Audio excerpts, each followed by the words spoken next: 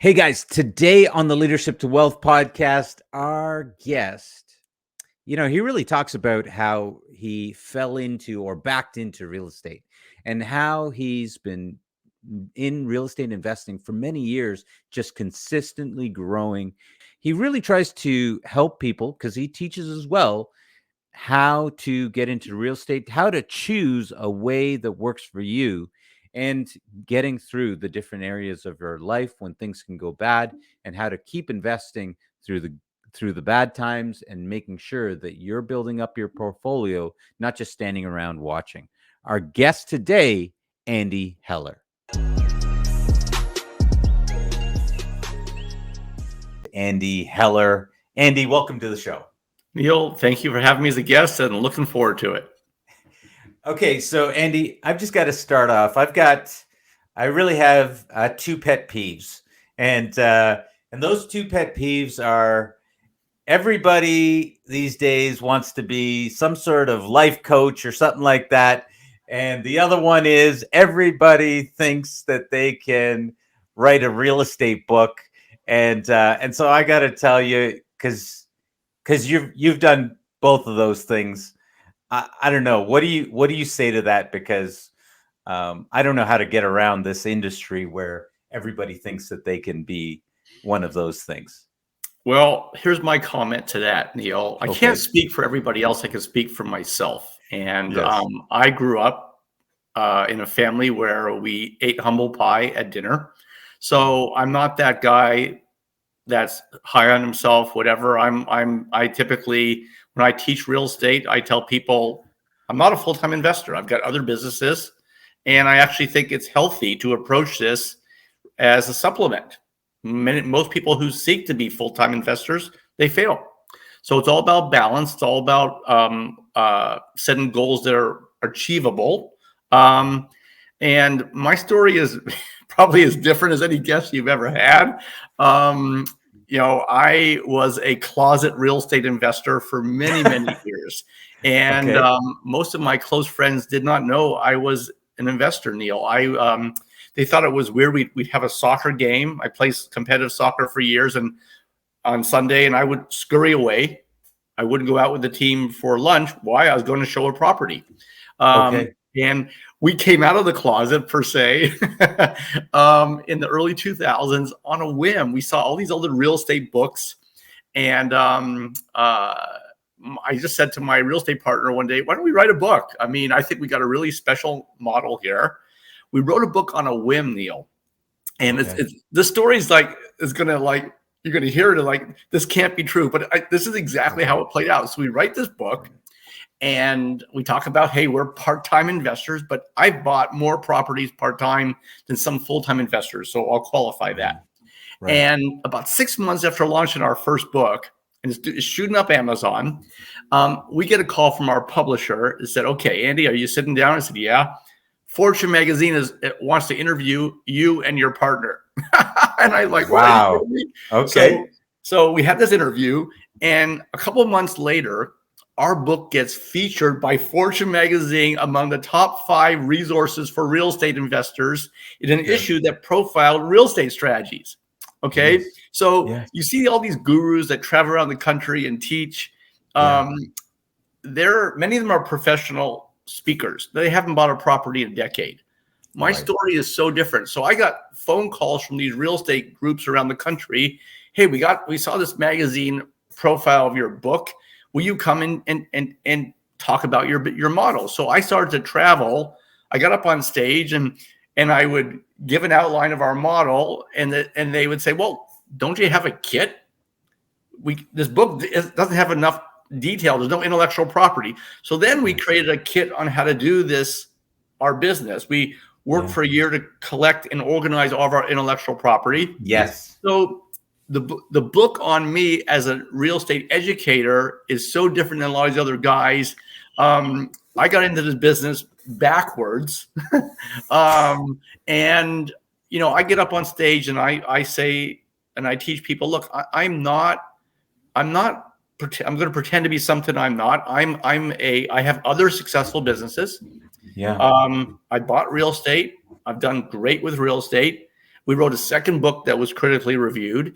And I'm going to teach you a great conservative real estate investment model that if you follow this, you can build a lot of wealth. It can be full-time, doesn't have to be full-time. And actually, if you have your own business, if you have a day job, it can work great with real estate because you can use the funding of your stable day job to get good financing for your real estate. So yes, I kind of condensed my story in like 2 or 3 minutes, but that's how I got started as an educator. We wrote a book on a whim, and it just shot up Amazon, and one day we pop up in Fortune magazine. Okay, look, we're going to come back to that because I've got a ton of questions there. And life coach at the same time, did you fall into that one backwards too? Well, I wouldn't say I'm a life coach. I coach on real estate, and I also completely separate topic, Neil. I had a challenge in divorce about 8 years ago, and I actually wrote a book recently on divorce, and I do coach some people around that, but it's not the dominant part of my business. One of my businesses is I teach real estate around the country. And I do coach some students. But again, this is a complement, I hope, to our model. Many people get our kit and say, I'm going to call you. I'm going to hire you as a coach. Yeah. And they say, I don't need you. Your kit gives us what we need, and I'm just going to run with it. That's great. Yeah. So why the side talking about, the challenges with family and that? Why add that in? Why write a book on that? Well, this was never part of my master plan, and it is not a new business. I'll just be really clear. For me personally, Neil, when I get stressed, everybody has a coping mechanism when they stress. If your audience is largely entrepreneurs, one of the best advice I can give you is you need a coping mechanism for stress. Okay. My own personal coping mechanism is I start to write and take notes. When my mom was in hospice years ago, I started to write notes. Half my notes became her eulogy, and half my notes became an article that got covered in 5 newspapers in the Mother's Day after she passed. So I'm going through this nasty and challenging divorce. I'm writing all this stuff down. I'm reading all these other books. And after about 2 years later, I looked at my notes like, oh my God, all these books are written by divorce attorneys and co-parent counselors. And some of these books were not bad, but there was something missing. So I looked at my notes. I'm like, oh my God, this is an outline for a great book. And I just launched this book on basically how to get through divorce in a manner that, and I'm an entrepreneur. You've got to be able to do this in a manner that you can manage your business while getting your family life into a landing spot where you're healthy, your kids are healthy, and you've got also a mechanism to co-parent with your ex. And it wasn't easy. So my book was different in that. It's organized like a businessman as a business plan of how to get through a divorce, and from the standpoint of a businessman, where I interviewed all these experts and I organized all their counsel into like a business plan for getting through a divorce in a healthy manner. So it's a very different. And this is not a business. This is just something that I felt I needed to do because mine was really challenging and kind of like, I know it's going to be corny, but it's paying it forward a bit. Well, forgive me for if I'm being a little harsh here. If you wrote a book and structured out how to get through a divorce, I can only imagine some of the difficulties that your wife might have faced if you created a spreadsheet every time. Having said that, oh my God, you're hysterical. You know what? We won't get into it. But but you know what?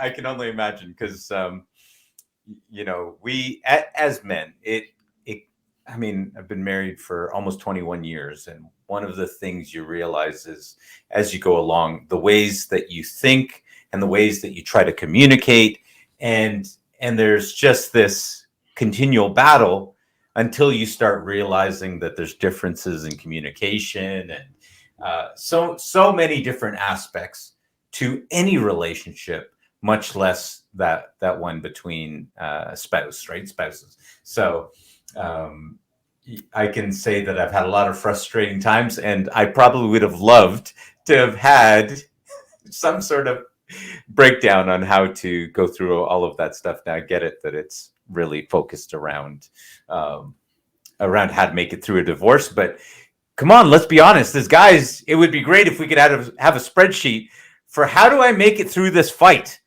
How do I make it through this argument? How do I get her to pick a restaurant? So Yeah, all sorts of things. But let me jump back over to the real estate side. You know, you kept this all hush. You were doing what you were doing in real estate. How did you even get an interest to start doing something in real estate? It's I grew up in a family where dad was a doctor, Yes. but not particularly financially. Like a lot of doctors, he was a scientist, and he wasn't great with managing money or whatever, and very conservative. And I figured out at a pretty young age, okay, if I take $5,000 and I invest it in stocks and it does great, 5 years later I might have 7,500 or even 8,500. That's a success. But the same 5,000 leveraged can buy an asset that's worth 100 or 150. That asset appreciates by 25%. All of a sudden, I've turned that 5,000 into 30. So based on my limited funds coming out of college, I figured real estate was the one vehicle that I could leverage the small amount of money and really build some wealth. So that was my goal, and I decided to start young, and that's why I chose real estate. And I was fortunate to meet my real estate partner, Scott. His story is fascinating, Neil. He's a kid in college, and his dad was killed tragically in a car accident. Had two younger siblings, and his dad had bought some like crappy little like low-end homes in Atlanta. So this guy is managing a portfolio of homes from his dorm phone. Hysterical. His roommate at his bachelor party was telling me, it's a good thing he was a nice guy, because I got phone calls at 3 a.m. that not a lot of roommates had to deal with. So Scott had a bit of experience, but no time. I had time, energy, good credit, so I could acquire some loans on my balance sheet. So we formed a very symbiotic partnership. And a lot of you entrepreneurs, you look at partners. The one piece of advice I can give you is you want to bring aboard a partner who complements you, not a mirror image of yourself. Somebody who brings something to the table that you don't have. Okay. And Scott definitely did that. And also the other thing I would tell you about partners, you better trust them. Okay. Because if you don't trust your partner, then it's not the right man or woman for you to work with. So anyhow, Scott checked those boxes. We had a friendship first. We bought a property, did real well. We bought a second, we bought a third. And as I said earlier, some years I made more money in my part-time gig than my day job. And I had a great career. Yeah. Well, so really interesting. I was just speaking at a real estate conference in Toronto, Ontario, Canada. And as the very first thing that I got asked was about raising capital. And I actually flipped around, because I said, everybody's always asking the question about what I've done, or how do you do this? How do you do that? And I said, none of the things that I've done are important. It's about who I am. I am partnership. Because I think in this game of real estate, that is so underrated and so misunderstood. You need to build strong partnerships. And I think you hit the nail on the head. You have to be able to trust them. And if I think it was Warren Buffett that might have said, if I couldn't do a deal on a handshake with a person, there's no amount of paperwork that could save me afterwards. And so if you can't trust someone there, it's probably best to stop right there and move along. What are your thoughts on that? Well, you said it so well. I was just thinking while you're talking, there's not a whole heck of a lot I can add to that. That's perfect. The only thing I can add to that is possibly if you're an entrepreneur and Yes. you need or want a partner, Yes. you may need to be conscious of that and manage that, because you don't want to sell yourself on someone who's not right. Right. So the only thing I could really add to what you said, which I think is perfect, is having the personal strength to recognize this person is not right and I need to walk Yes. away, even though my heart is ready to do this. Yeah. That's a smart thing to do. So your Yes. heart, your sense of judgment, if something in your gut is saying this person is not right, or I don't trust this person, walk away. So I say Yes. the same thing for properties too. You're looking at a property, you've invested 2 months, you Yes. find something, don't sell yourself on this property if it doesn't fit your model, or there's something about the property that you're not prepared for as an investor. Yeah. Walk away. Yes. Yes. Well, there's the old adage, the best deal is the one that you never did, right? The Right. one that you walked away from. How many times have you looked at a property, and guys, if you're listening, this is an important one. How many times do you look at a property and then something says, you know what? I'm not even sure exactly what it is. I need to walk away from this one. And then you end up looking back and going, whew, Yeah. glad that I walked away from that one, right? Yeah, we have a great example in our history. We found a property, and it was a good deal on paper, everybody. Mhm. And we rehab properties. We get homes in all degree of disrepair. We fix them up, and then we sell or at least purchase them. Right? We Yes. get these properties after the foreclosure sale, but before they pop up on MLS, typically. All right. Yes. So we saw a deal once, and the numbers worked. But we got the home inspected. So now we've already invested some money, paid for the inspection, and the inspection identified a structural issue. Wait one So, second. Is it difficult to find foreclosures? well, right now there's not a whole lot, but it's Okay. a piece of cake. And I can Okay. get into, there's 3 opportunities to buy a foreclosure. I can speak about Right. that in a second. But finishing Okay. the story is we found a Yeah, we'll come structural back to that. issue, and we're like, we're home rehabbers. We didn't think our contractor was capable of fixing the structural issue. So we would have had to hire somebody we didn't have in our mix of vendors. Okay. Yes. So we recognize at that stage of our development as real estate investors, we were not ready for that property. So despite having invested a few months and looking for it, $500 for the inspection, we walked away. Yeah. It was the right decision at the time. Yeah. Yeah. And probably saved yourself thousands and thousands of dollars in having to go down that road. Absolutely.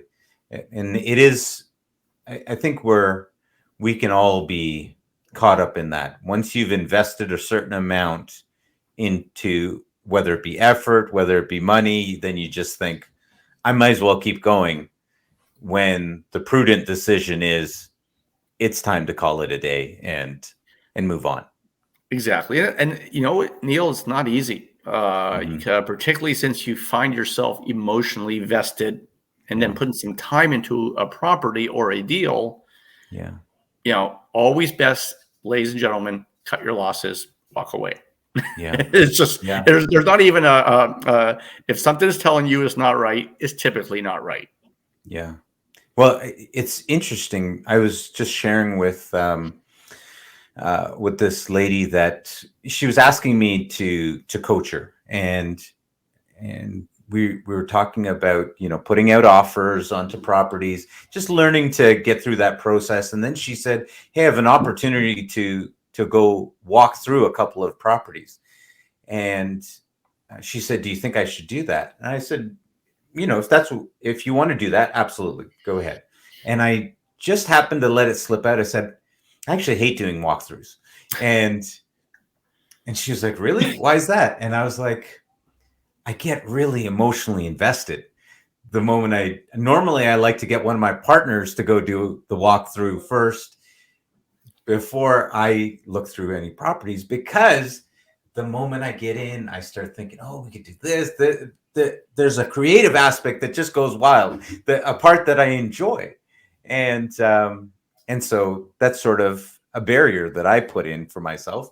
I always have a partner go in ahead of me and give some feedback. So just to keep back some of those emotions, but it can absolutely, you can invest yourself emotionally, and then of course you then end up investing yourself financially, and that's usually a bad sign when you're going in that direction.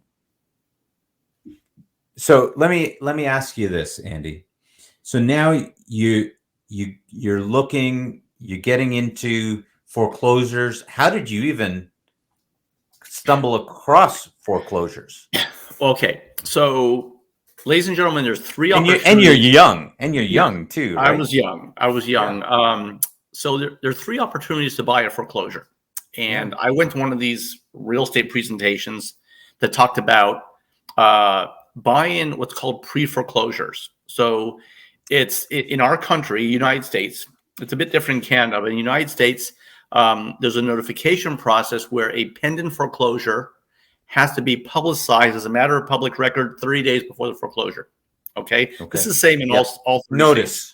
Notice. You have to give notice that this is coming. Right. Yeah. Okay. So there are investors out there who send bandit letters to these people and say, hey, look, if you got equity, I'm in a position to move fast and buy these properties.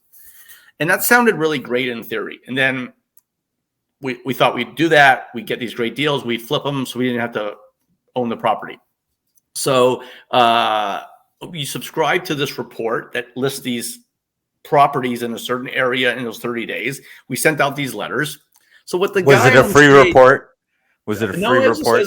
The information is there for free, actually, in county newspapers, but they charge like a peanuts just to collect the data.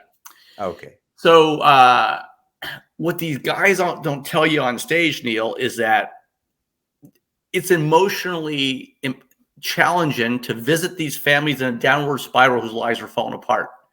And when I get on stage, I say, okay, if there's 200 of you, maybe 3 or 4 of you have the makeup to do this. So I went ahead and tried this, and I'm not a wimpy guy. I walk out, I started bawling, visiting this family. I call up my real estate partner and say, I can't do this. This sucks. So I'll fast forward the story. So, but the data in these reports had all the details, information, bank, the type of loan, the foreclosing bank, the type of loan, the amount of the loan. So there's a second property after I visited this one. I spoke to the lady who, just a sad story. She's getting divorced, and it sounded like she had about 15% equity in the property. And I looked at the name of the bank. It was just a small local bank. And I just assumed, sometimes when you're young, dumb, and stupid, you don't realize something's supposed to be hard. All right. So I looked at the name of the bank. It was a small bank. And I figured, okay, if there's 15% equity, nobody's going to buy it on the courthouse steps, which is your second chance to buy a foreclosure. All right. Pre-foreclosure, then on the courthouse steps. So it'll probably be bought by the bank. So when you buy a foreclosure, everybody, there's always a buyer. Okay. There's always a transaction on the courthouse steps. But typically the buyer is actually the foreclosing lender. Yes. Okay. Little known factoid there. So I was completely correct that it wasn't enough equity to attract an investor in the courthouse steps, but there was some equity. So the bank might be in a position to say, okay, get this property off my book. I'll give you an additional 10%, and now I won't be paying a real estate agent. So that gives me about 25%. All right. So I picked up the phone just after the sale. I called the bank quickly. So I knew if I called right after the sale, they're not going to nominate an agent or doing anything like that. I spoke to the REO manager, real estate owned manager. He said, okay, I got a hidden key out there. I went, saw the property, made an offer. A week later, we had our first property. All right. So I'll finish the story. It gets even better. So the deal I cut with my partner, Scott, was I would move in there with a buddy. Okay. And so that way that would cover our mortgage payment. It would be our primary resident while we marketed the home. I'm a young single guy. It's way out in suburbia in Atlanta, 45 minutes from anything remotely fun to do. I figured, okay, I'll be here for 1 or 2 months. Big deal. I gave my friend cheap rent, so that was the deal. Yeah. 9 months later, we're still in this house. It's like, I don't get it. You know, yeah, I know. So my real estate partner heard about this thing called a lease purchase. Yes. But a lot of the structure in a lease purchase, kind of like a rent to own. Like a rent to own, yeah. It's a lot of the investors who do this, they're looking to really kind of rip people off. Okay, because a lot of North Americans are credit poor, but they're not cash poor. They got some money, but they need time to fix their credit. So these investors, their whole plan is to keep their money, not sell the home, and then kick them out one day. So me and my partner, we kind of turned this inside out. We said, why don't we not try to screw people? Sorry, I hope I can say that. We offer a fair program for them. Our theory was this would attract a higher caliber tenant, which would make it easier to rent, be more profitable, but in the long run. So this home, Neil, that we could not flip for 9 months, I was out of it in 3 weeks. Wow. So from that point forward, we continue to subscribe to these lists, but not with the intention of contacting the families before the foreclosure, but with the specific intention of contacting the banks right after. And we marketed these properties, not for sale, but for sale or lease option. So we did flip homes, but unlike a buy and flip investor, we didn't put ourselves in a position where we have to flip. Okay. Right. So one of I'm convinced to this day, one of the reasons why Fortune Magazine saw our book and wanted to interview us, the biggest flaw, in my opinion, with a lot of investment models is the investor's profit is tied to an outcome that cannot be guaranteed. An example, the buy and flip investor, he or she makes money if they're able to find a buyer quickly. And if they're not, they got to keep lowering their price, which lowers their margin. The buy and hold investor, it's a lot of work. Their profit is based on finding somebody who wants to stay in the home, continue to renew, and they're not going to leave you with a time bomb, and they don't move out every 1 or 2 years. Okay. Right. So we felt you can't depend on that outcome. One way to approach real estate is here you're buying a property and you haven't met your customer yet. So how do you align the property with a customer you haven't met? So we market the properties for sale or lease option. We flip plenty of properties, but we don't have to flip. And when we can't flip it, we roll it into a lease option. We give a tenant a very fair deal. So they're incentivized to take care of the property. And enough of them buy it down the road that we get cash windfalls. We just have to be patient and wait. So it's a very, very conservative strategy. Yes. And that's one of the things I teach when I teach. I said, I'm not a risk taker. Okay. Yes. I'm an entrepreneur. I've started businesses. Yes. I guess there's an element of risk there, but you can certainly be conservative and an entrepreneur at the same time by just choosing paths, choosing investments that kind of have backups. So that's what we do with the real estate is, and we've done hundreds of properties. We might have lost money on 1 or 2. So that's a really good track record. Well, I love what you're saying, especially about the appetite for risk, because by most banks' standards, I'm considered highly risky, right? Yes. Most of us are. When in reality, I'm ultra conservative. I'm ultra risk averse, which is why I like actually knowing an area and being comfortable in it, knowing the ups and downs, the ins and outs. And so I completely resonate with you. You know, I've got kids. I'm thinking we can't, I'm not looking for the upheavals of the markets and all that stuff. I'm looking for something that we can count on. So let me just try and understand, a little piece here. So you find out about the foreclosures, and now you're thinking, okay, let's get this. How much? And you find out about the banks. How much do you have to have? And I'm sure maybe it's a little bit different from state to state, and between you guys and here in Canada. But when you buy a property on the courthouse steps, do you have to have the money right there and then to be able to close on it? How does that process work? Okay, so before I answer your question, I'm going to tell you I'm also Canadian, and I've taught in Canada. Yeah, I'm born in Toronto. I'm born in Toronto, okay. And I was just there for a family wedding earlier this month. So, wonderful. Yeah, so the courthouse steps is a different animal. Yes. On the courthouse steps, most states require cash on the spot or cash within 24 hours. Yep. And that need for cash eliminates a lot of investors.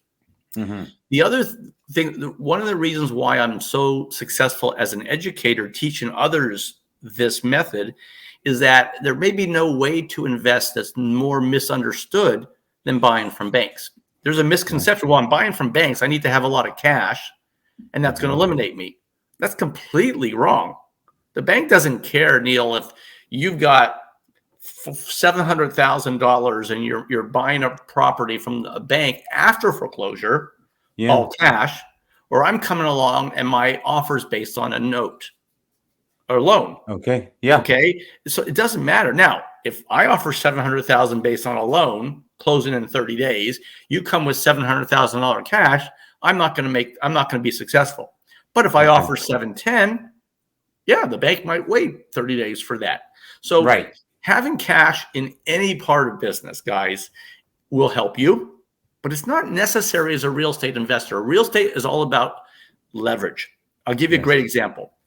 So our first handful of homes, we always bought the property contingent upon a loan. Okay. So we got our loans. But the loans allowed us to come up with a portion of the funds, small portion, not all the funds to full value. All right. Yeah. We were responsible enough that as we had success, we parked the money from our real estate success and we allowed it to grow. Yes. Once we had enough cash for only one property, not dozens, but one, we utilized a loan product that still exists today. It's called the cash out refi. So we buy a property with that amount of cash that's just enough for one. Yes. All right. We'd fix it up, put it on the market for sale or lease option. If we flipped it, fantastic. We took our profit. Yeah. Took our wives or girlfriends out for dinner. All right. But we put the profit back in. And guess what? We didn't even spend any money on a loan that was only needed for 1 or 2 months. Yes. Now, if we didn't flip it, we fix it up. We put it on a lease option. Then we bring a lender who appraises the property. Yes. And we pull out 85% of the value and put it right back in the fund. And guess what? Sometimes we're putting that cash money. We're putting more cash in because we bought the home at a discount. And the 85% is actually more money than we had in the fund before. Yes. Now, my point here, ladies and gentlemen, is this, in Canada, as I know, we have a very liberal society. People recycle. We don't do it as much in the States. Recycling, you can also recycle money. This is the best recycling program you'll ever hear about because we turn. Oh, come on, let's hear this one. We turn the cash for one property into dozens, Neil. Mm-hmm. Dozens. So this addresses a really big misconception for investors who are just starting out. Well, if I want to acquire a portfolio of homes, I need no, you don't need a bunch of money. You just need to be smart about how you leverage the money that you have. And some students also use a method called raising private money. So they don't even get qualify for a loan. I have students who don't have good credit. A lot of our students use what's called private money. So they raise capital from individuals, sometimes family, and that's their means to start. Okay. The beautiful thing about real estate is you got about 8 or 9 different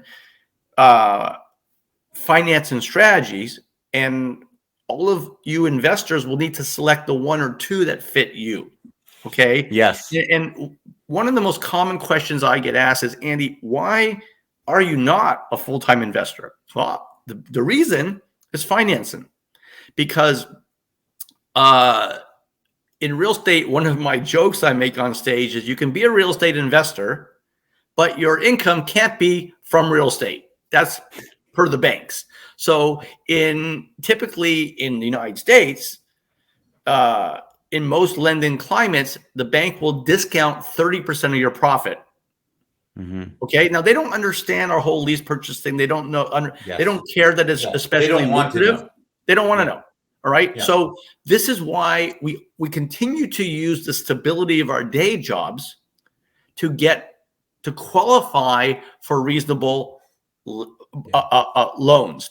They were symbiotic. And then when I started different companies, I was able to use the success I had as a real estate investor as the capital I needed to start other businesses. So the real estate really, in my perspective, it works very well with a typical entrepreneur to support businesses that he or she might be starting privately. And that's why if you get started, if you're young, you're getting started on real estate at a young age, it's fantastic, guys. It can be a real foundation for anything that you guys do. Yeah, I love it.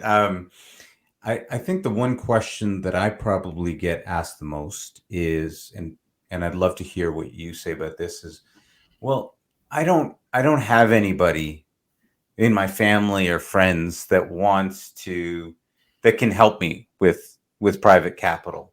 How do I, and my credit, my credit's not great. So then what do I do? How do I raise capital? Okay. That's a great question. I would answer your question with 2 suggestions. First is fix that credit. Yes. All right. And that process can be just 12 to 24 months. All right. If you intend to invest, if you intend to run a business, your credit's important, guys. All right. So fix it. And you do that. And that would be my advice I would give you no matter what. Yeah. Credit is important to all the different doors you're going to look to walk through in your life. Okay, now you got an old man talking to and giving advice. If you wait, I think that's important advice, because for people that are listening, if that sounds difficult or too onerous or something, where you're saying 12 to 24 months to repair your credit, any piece of real estate that you're going to buy, unless you sell it right away, you're probably going to be holding on to for, at a minimum, 5 years. Yes. So there's something, guys, if you're listening, something to hear there, that if you think that setting yourself up in a 12 to 24 month period so that you can be able to execute for years down the road, I think you need to realize that might be short-term thinking. And I really love what you're projecting here, Andy, because it takes something to, if you're not in that position to start, it takes something to really prepare yourself and get yourself rolling so that you're ready to build, far into the future. Okay. Yeah. And I'll add one more thing there. It's really easy, guys. If you're not sure where to start, most communities have free credit counsel you can get within the city. And they can lay out for you and map out, okay, Mr. Jones, Mrs. Smith, this is what you want to do first. This is going to have the biggest effect, and work from here down forward. But I would look at it like, for as long as you don't have good credit, it's almost like you're going out in the business world and you've got a 15-pound ball and chain tied to your ankle. Get rid of that ball and chain, because you're going to need it. And the longer you delay it, the more expensive everything else you do is going to be. So, but if you're headstrong to start right now, and you have bad credit, and you can't get any funds from family or friends, first I'd say that's a small portion of you out there, but there's still a path. Okay. when you say raise in private capital, okay, there are programs out there, Neil, that teach investors how to go to people that they don't know, project a solid business plan, and get them to invest and provide capital, and to also to structure in a way that's consistent with the Federal Trade Commission. Okay, I don't teach that. Some of my other friends in the business teach those programs, but I will also come back and say that's probably a very, very small group of your listeners don't have good credit, don't intend to fix the good credit on the short term, want to invest now, and can't go into their immediate circle. So if you're in that small bucket, there's a course that you guys can get. I can give you some names of some people that I trust to have those courses, but again, fix the credit and all those things go away. Well, let me just quickly ask you, because I'm sure people are now, guys, don't go look at this right now, but where can people get your information if they want to learn more about your course? Sure. My business is called Regular Riches because other than being vertically challenged, my real estate partner and I are just a couple of regular guys. So just go to regularriches.com and our products and information about me is there. And I typically teach around the country. I'm a bit older now, so I'm actually trading a younger person. I still teach. I have other successful businesses. I teach 4 or 5 times a year, really, Neil, because I enjoy it. And I also believe that right now is a particularly interesting and good time for new investors to start looking into real estate. I don't think we're at that point right now where is what I would call a peak buying opportunity, but it's on the horizon. So this is the time right now to fix the credit, to get a strategy or two that you want to emulate. And that's my message when I've been teaching the last 6 or 12 months. It's today to me feels a lot like 07. You knew a change was coming on the horizon, but we're not there yet. Okay. So, and I don't know if it's going to look like it did in 08, where it was a sudden massive implosion of the global economy in August of 2008. It might be slower. But I do believe that we are heading into a real estate reset. Yes. Well, it's funny that you mentioned, because 2007, I bought my first income property, and I didn't have any mentors. I was just reading as many books as I could, tried to buy my first property. And I didn't really know anything about how to look at the economy and those kind of pieces. And so 2007 bought it, and everyone knows about 2008, but what they don't know was stuff was already happening in 2007. Like I had a mortgage lender that disappeared while I was in the middle of renovating the property. And I remember my mortgage professional at the time said, we're going to have to find somebody else because those guys are gone. And I was like, what do you mean they're gone? Like, they're gone. I was like, okay, let's just move on. Let's just keep going on. And then of course 2008 happened, and okay, not for what happened to everybody, but I loved it because it was a great learning opportunity. And for me, one of the best because of the age I was at the time and actually being involved. So now fast forward, I would agree with you very much to where we are right now. It's unlikely that it's going to look like what it did in 2008. Yep. But you're really getting that sense that, hey guys, things are moving off, things that should be moving in certain directions are, and you can start pointing to some of the different things that are happening. And one of the things and maybe you can speak about this when it comes to real estate investing, when everybody starts turning around and saying, I don't know what I should do, and they're not sure, usually that's a sign to me that it's probably a good time to start moving along, because if everyone else is stopped and looking around, that's when you want to get moving. Yeah, I can actually speak to that as a real estate educator. I started teaching. The book launched in 2003, I think it was, and I started teaching in 06. So by that time, 3 years later, we got a kit together, which we've since added content to, and I'm very proud of our kit. It's very comprehensive, and so I started teaching in 06, and it's amazing, Neil, that I've now been teaching almost 20 years. Yes, the crowds in the rooms are packed when real estate is on a massive appreciation, and there's not really a lot of deals out there, but people view real estate like a stock, and they're buying these courses to invest, blah, blah, blah, blah. But when the opportunity is best, like, for example, after the reset in 2010 and 2011, the rooms are half empty. Yes. And so one of the messages I've been taking the last 6 months, I've done, I think, 3 or 4 of my annual workshops. I go to a city and I speak to a real estate investing club to 200-300 people. We have a workshop. Said, this is the time, guys. Forget what's available right now in terms of foreclosures or this or that. When you look as an investor. So now that I'm older, I've been investing since 1990. I've seen 3 down cycles. All right. Now you can smell it when you're older and you've seen it and you've lived through it. So it's coming.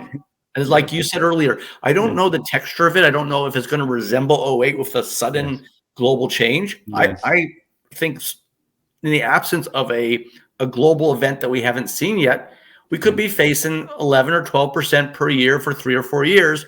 Boom, that's almost 40 to 50%. Okay, who knows? I don't know that, but I do know it's coming. And what the message I take to students is that forget right now, because what we are seeing right now in real estate, there's always a leading indicator.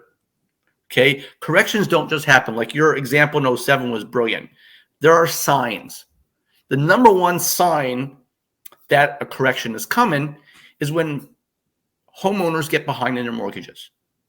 In the last 12 months, there's been a massive statistical increase, and that is the first sign that in the future, near future, you will see a spike in foreclosures.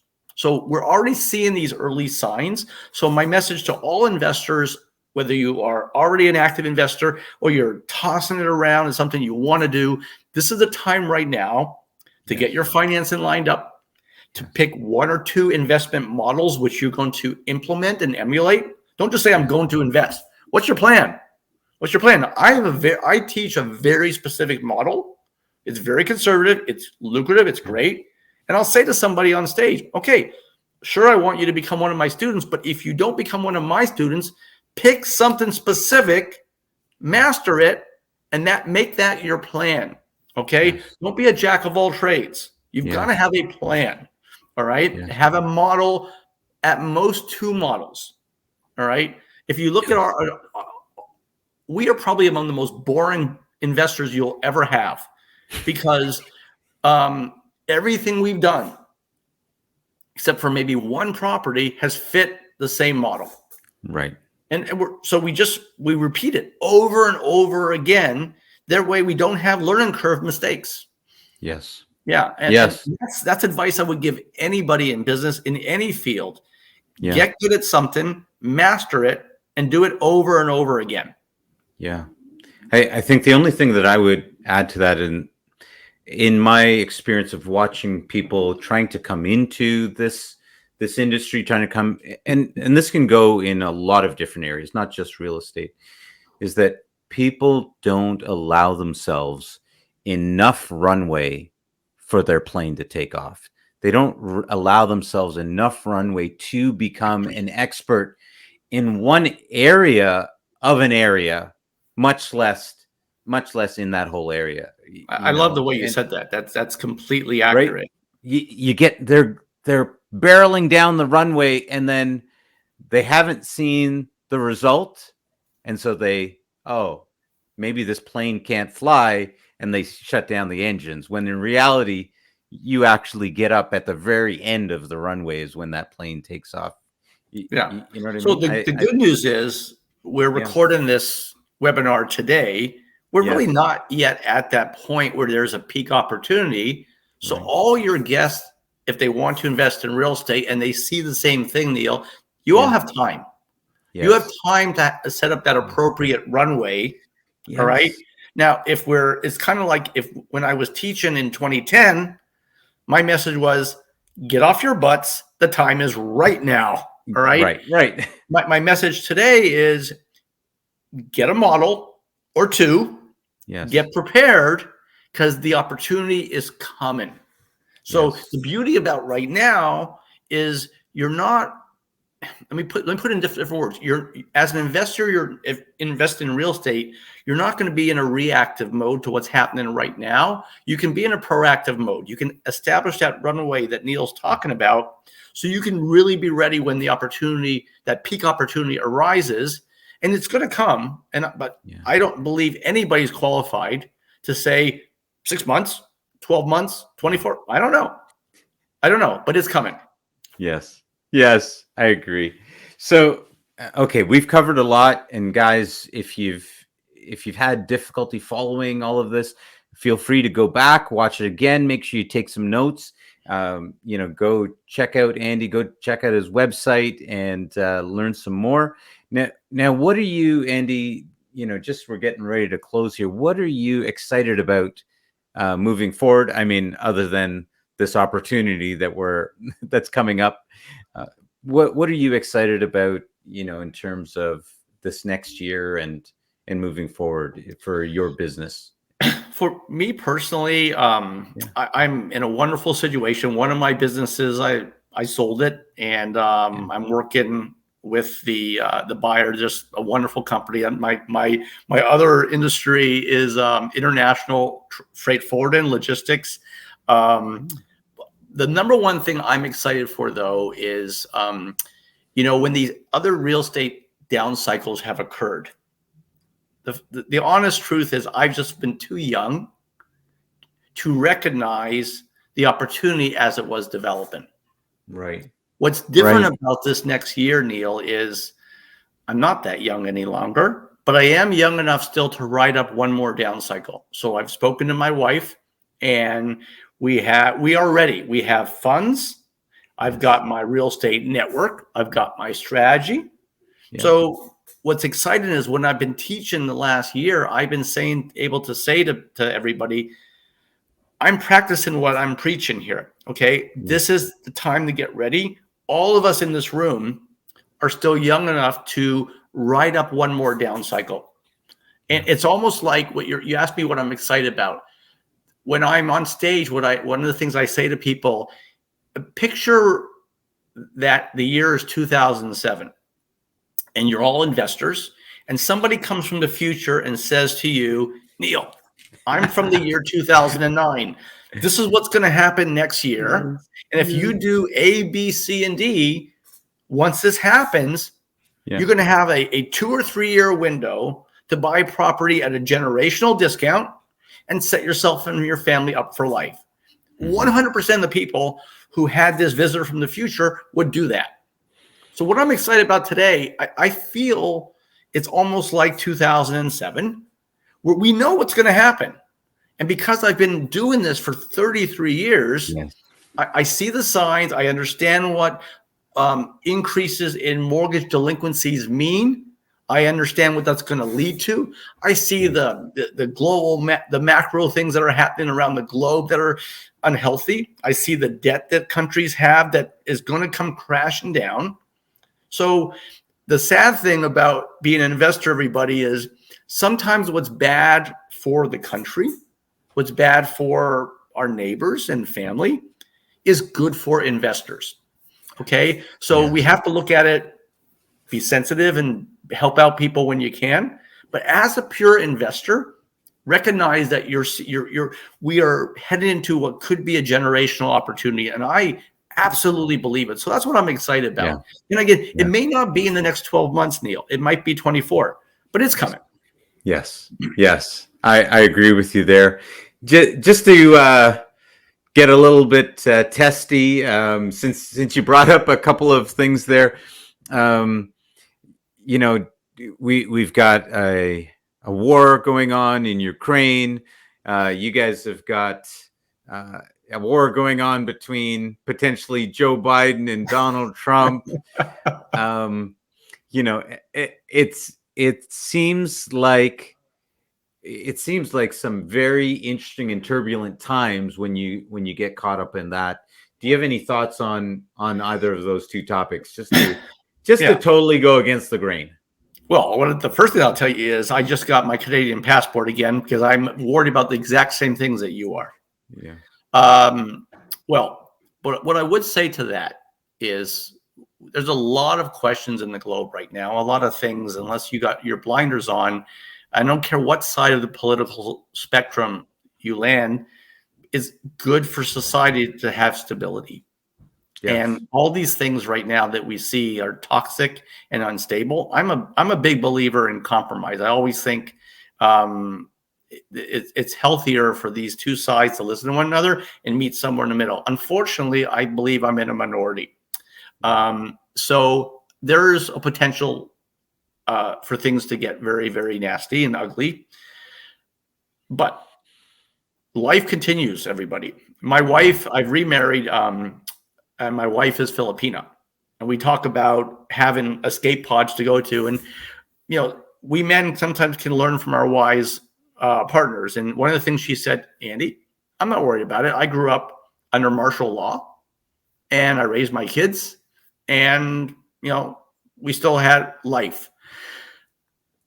If you're going to choose an investment in a situation that is turbulent, probably the most stable and conservative investment is residential real estate, because people will always need a place to live. Whether you are living in a democracy, an autocratic regime, or an unstable regime, yes, people need a safe roof over their heads to raise their family.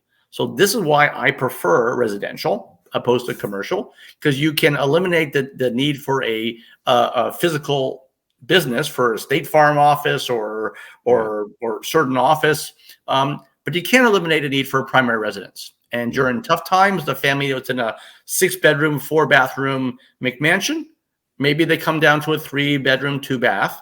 The family that's in a 4-2 goes into an apartment, but they always need a primary residence, which I think, so that's my take there. I am absolutely concerned about those things. Is it stopping me as an investor? No, but I'm having an eye open towards it. Yes, absolutely. And I think that even if for those that are worried about AI and what's going to happen, we're all going to be plugged in and working from our home.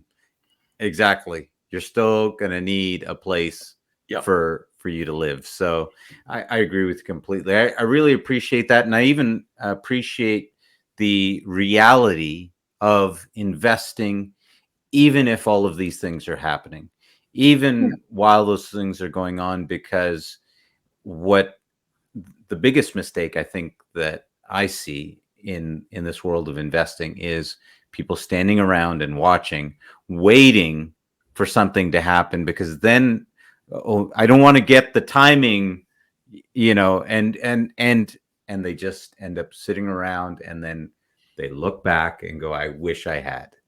Yeah, I'm gonna put that. I bought one property in 2007. I wish I had bought 15 in 2007, right? But at least I bought one, right? I love it. What I say on stage, to your point, is don't be a spectator, be a participant. That's right. That's right. And the one thing I'd say is we entrepreneurs can come from very different makeups and wiring, but the one thing we all have in common, we accept the fact we are taking a risk. We're moving from a safety net to something unsafe. That doesn't mean it has to be irresponsible. Yeah, it can be well thought out. It can be conservative, but all of us we tend to be more inclined to take an action, which is great. And when it comes to real estate, I really believe, everybody, that we are headed into a generational opportunity. Yes. And whether you're looking at real estate as being a supplement or a significant component of how you're going to build your net worth, I mean, you're being handed a future opportunity that you may never see again. So just get ready. Yeah. Time to get ready, guys. Andy, thank you so much for coming on the show today and sharing that with us. We didn't get into a whole lot with regards to some of the challenges you had on the family side, but I really appreciated you bringing that in. And again, guys, go check out Andy's. His website will be in the show notes. If you want to see him some more, you want to hear from him some more, go take one of his courses, get the kit, learn more, get yourself ready. Because generational opportunities, as he said, are right around the corner. So, Andy, thank you so much for coming on the show today.